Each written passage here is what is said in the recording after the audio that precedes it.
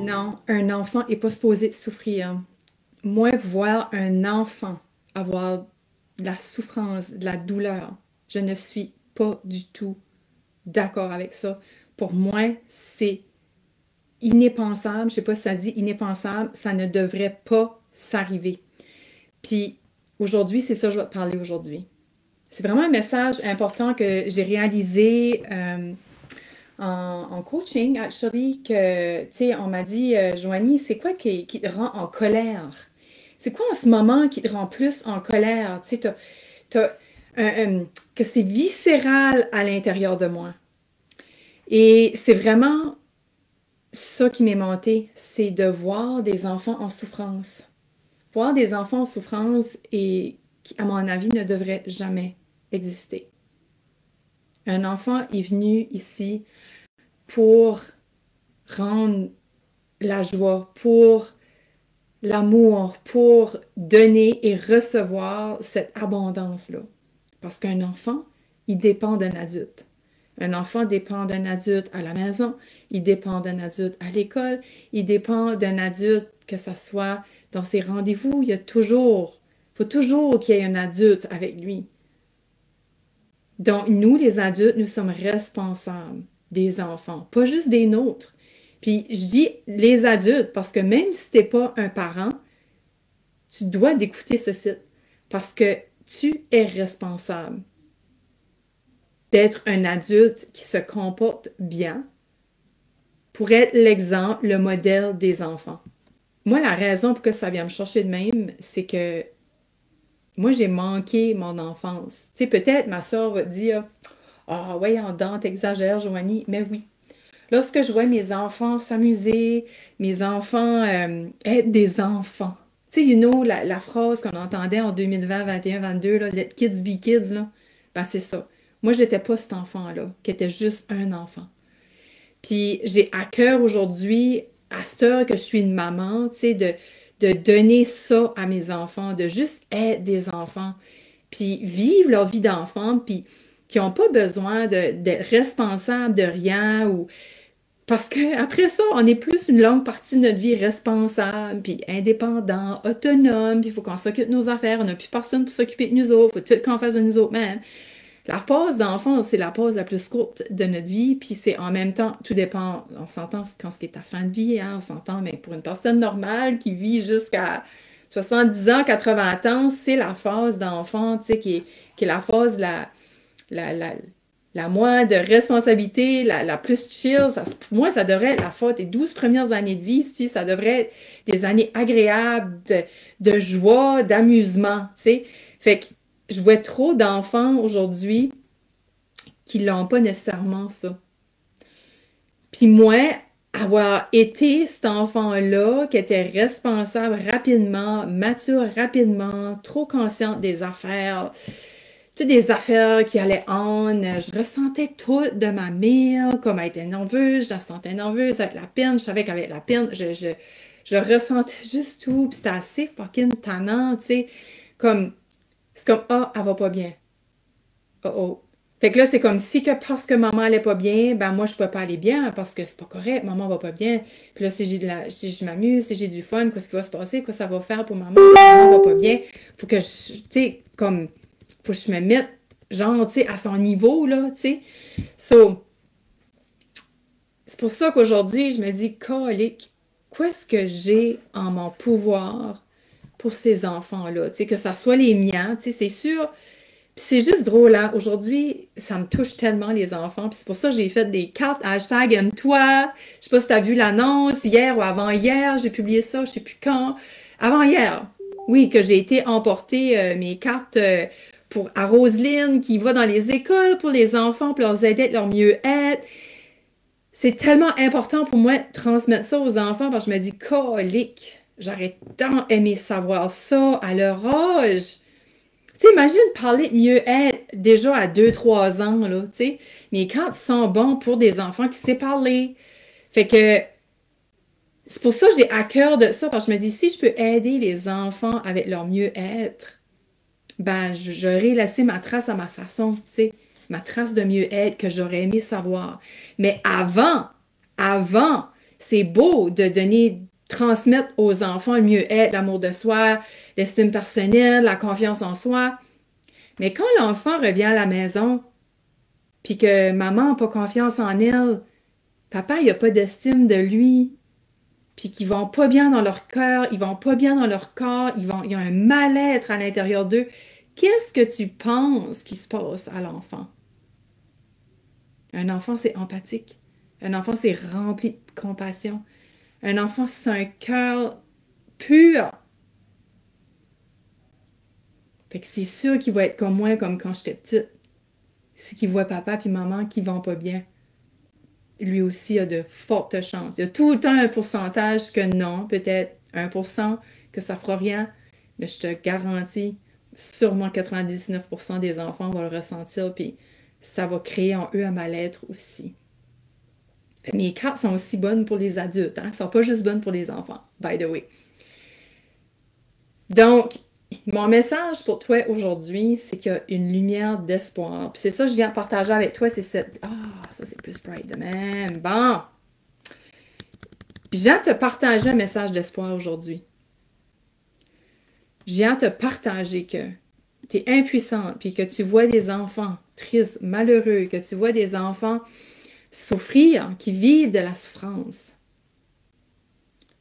Même si ce n'est pas tes enfants. Parce que j'adore travailler avec des enseignantes. J'adore travailler avec des éducatrices. J'adore travailler avec des infirmières. J'adore travailler avec la femme qui sert les autres. Puis encore plus la femme qui sert les enfants. Ben, la bonne nouvelle, la lueur d'espoir que j'ai partagée aujourd'hui, c'est que tu peux faire quelque chose. Même si tu te sens impuissante là-dedans, tu peux faire quelque chose. Believe me, il y a quelque chose que tu peux faire dans cette situation-là. Puis sais-tu quoi ce que c'est? C'est que toi, tu laisses une legacy. Legacy? Tu laisses un héritage autour de toi. C'est ça que tu peux faire. Laisser un héritage. Mais comment tu laisses un héritage? J'imagine que tu vas me poser la question. Ben voyons, Joanie, comment est-ce qu'on fait ça? Laisser un héritage?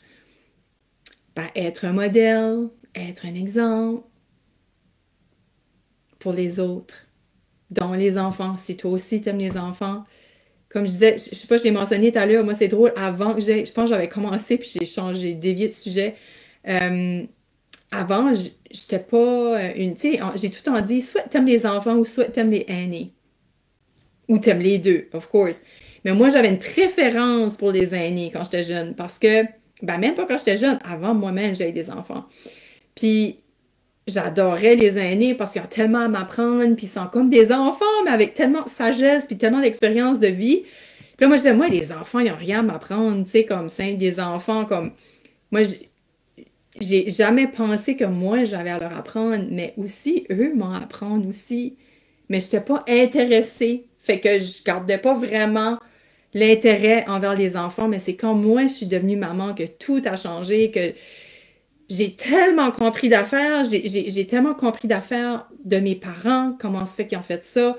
J'ai tellement, tu sais, beaucoup de compréhension. Tu sais, dots started to connect together, tu sais. J'ai vraiment commencé à comprendre beaucoup de choses sur ma vie d'enfant en étant moi maman, puis à quel point que j'ai du pouvoir sur le bien-être de mes enfants. Puis, la première chose que je m'ai dite lorsque j'ai eu ma fille, ben la première chose, une couple de jours après qu'elle était née, c'était Happy Mom, Happy Baby. Happy Mom, Happy Baby. Happy Mom, Happy Baby. Une maman heureuse, enfant heureux.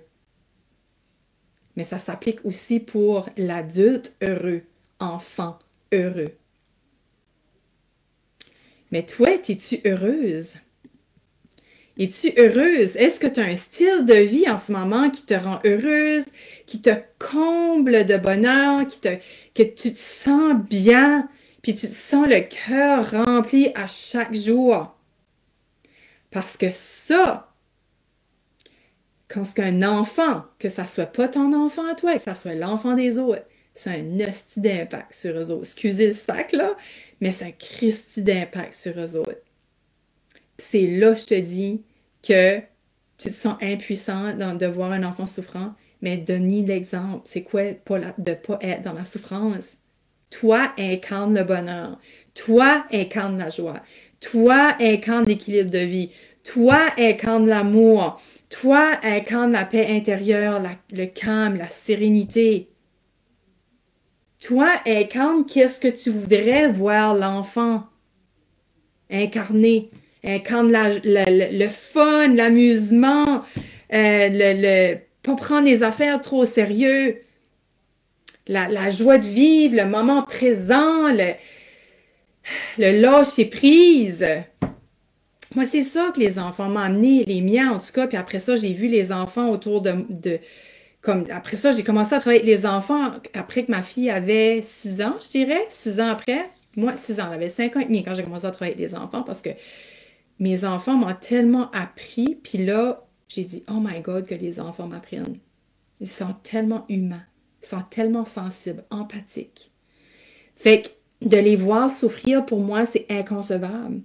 Et c'est une responsabilité comme adulte de leur transmettre la legacy de la joie de vivre, de l'amour, de la paix intérieure, de l'équilibre de vie, de l'amusement pour que l'enfant le voie chez nous, puis que c'est toute énergie, ça.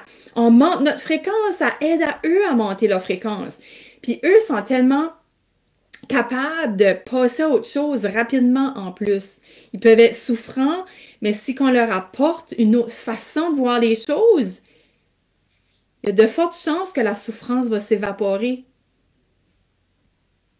Mais ça commence par nous, les adultes. On a cette responsabilité-là de transmettre aux enfants d'assurer qui, eux, vont nous leader plus tard. Eux, c'est eux qui vont prendre le lead sur nous, là.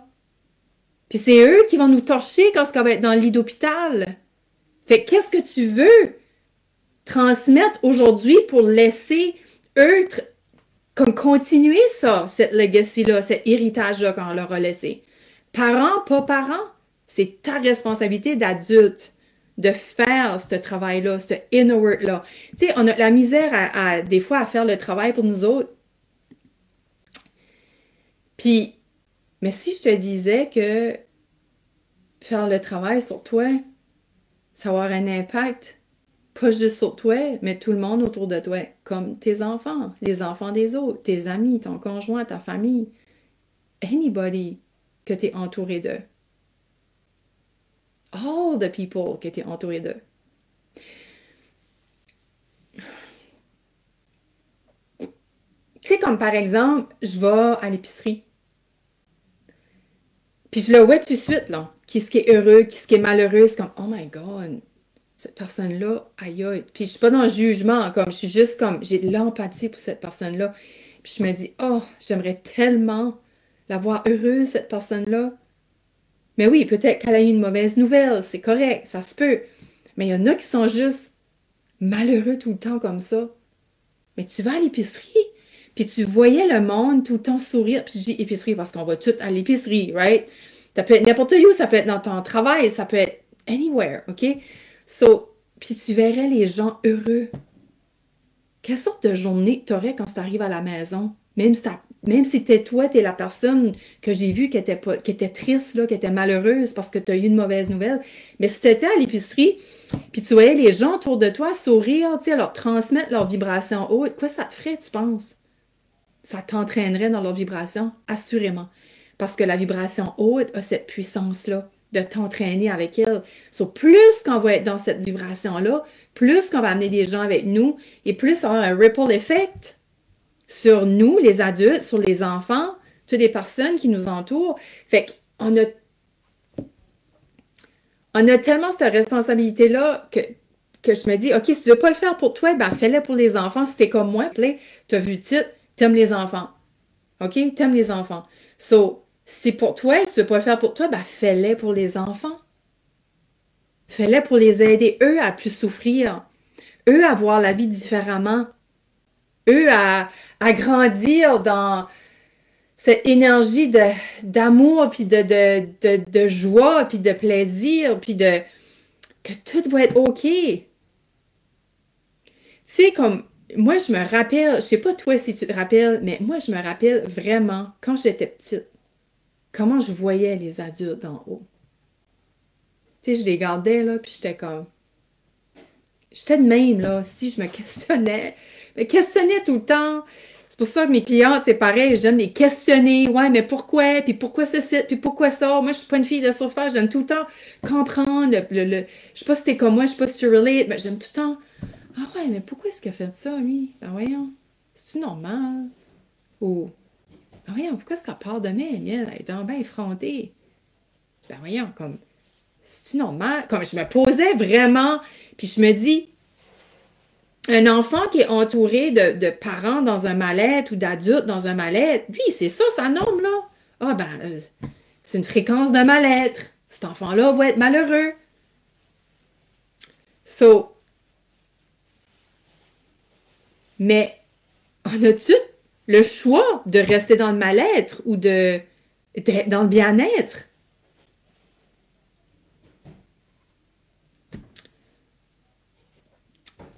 Quand ce que je vois un enfant malheureux, there's something wrong. C'est comme un red flag. C'est comme un 911. Un emergency, emergency, beep, beep, beep, beep. There's something, il y a quelque chose que je fais wrong. Qu'est-ce que je pourrais être pour aider cet enfant-là à être plus heureux?